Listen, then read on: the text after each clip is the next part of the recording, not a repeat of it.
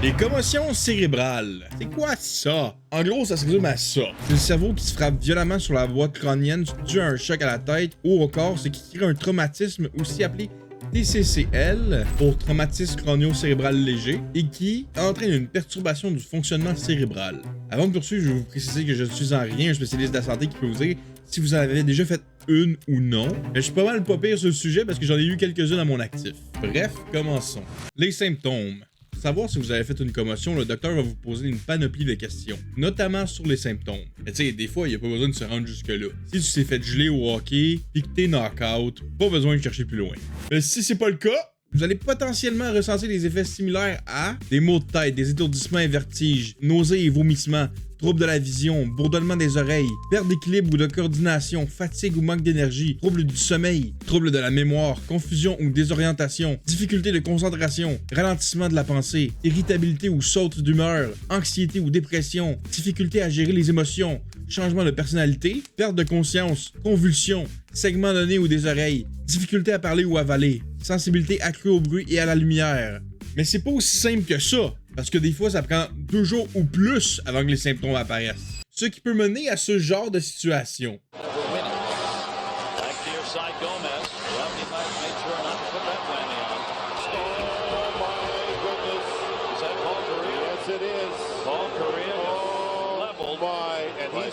He's had cushion problems in the past. Paul Correa landed on his back and didn't move. Looks like he wants to get up on his own and show some toughness here, but he went on his back and he never moved. And look at the walking and look at his legs. Oh, baby. Guarantee he doesn't know where he is. Coach Babcock, well, here's the play. Monsieur Correa, vous avez une commotion cérébrale. Non, je suis correct, je vais retourner au jeu. Oui, vous avez raison. Si vous fait ça, vous allez être correct. Can you believe he's back? No. Correa has come back. He's showing me something. I didn't think we'd see him until next season. 5-man rushes, not for Anaheim. Into the zone, Sakura picked it out, got it back near side Correa. Correa, the fans want one.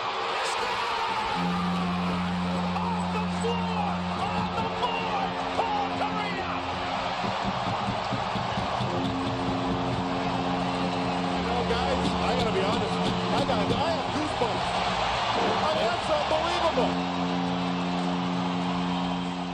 Dans le hockey d'aujourd'hui, il serait jamais revenu au jeu. Ça, c'est sûr.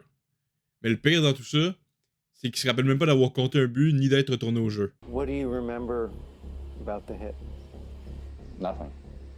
Do you know how long you were out? I've seen video of it, but I don't have any recollection of live time. 48 seconds you were on the ice motionless. You remember getting up? No. You remember going to the dressing room? No. You remember coming back to the bench? No. You remember scoring a goal? No.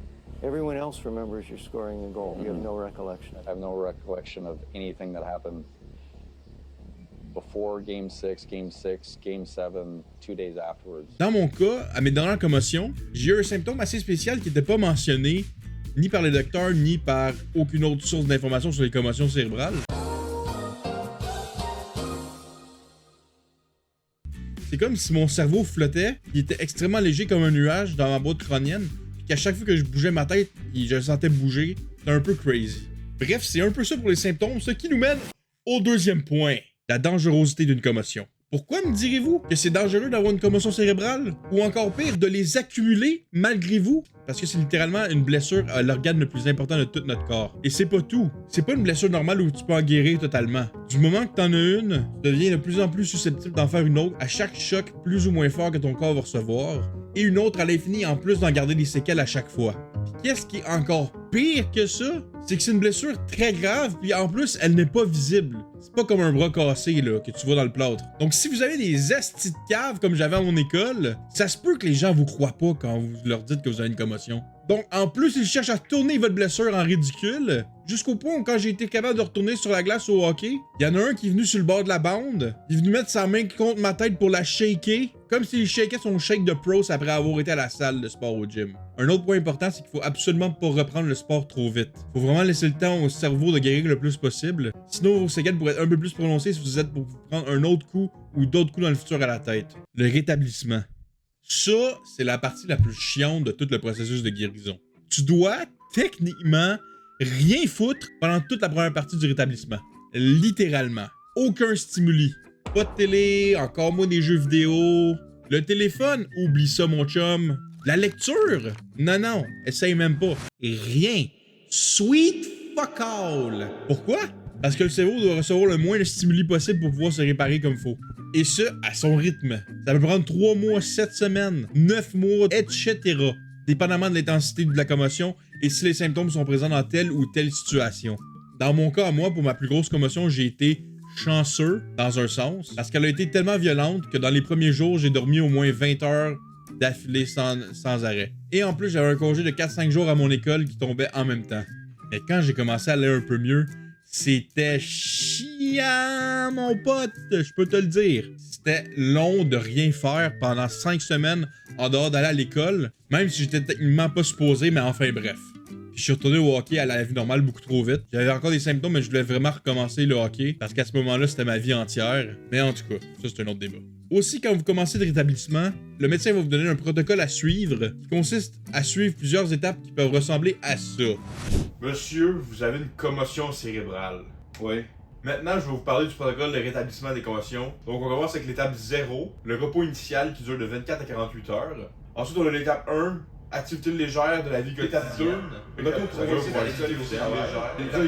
Après ça, l'étape 2, et l'étape 6, le retour au sport et à l'activité complète. Est-ce que ça vous va? Oui, ça devrait aller, oui.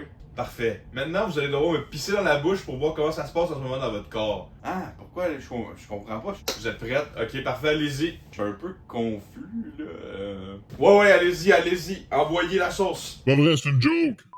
Expérience personnelle. En bref, la vérité sur les commotions cérébrales, c'est que c'est une blessure qu'il faut vraiment prendre au sérieux. Faut pas juste la traiter comme un bras cassé. Faut vraiment prendre le temps de s'en rétablir le plus possible. Tu pourras jamais atteindre le 100% parce que tu vas toujours avoir des séquelles, veux pas. Mais le plus que tu peux t'en rétablir avant de reprendre tes activités normales, le mieux c'est. Oui, c'est chiant pendant qu'on doit s'en remettre parce que t'as rien à faire puis faut que tu fasses rien. Mais ça fait malheureusement partie de la game, mon cher. Si vous avez des symptômes de commotion cérébrale après avoir reçu un choc violent à la tête ou au corps, allez consulter un médecin tout de suite et suivez bien chaque étape du rétablissement et du protocole. Prenez soin de vous, c'était Edgar, GG well played mate.